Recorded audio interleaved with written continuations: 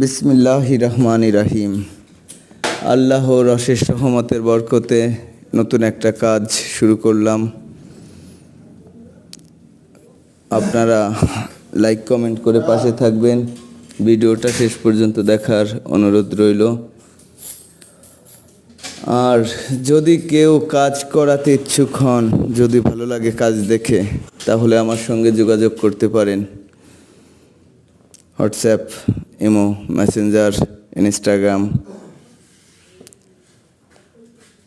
আমরা সুদক্ষ মিস্ত্রি দ্বারা অত্যন্ত যত্ন সহকারে কাজ করে থাকি।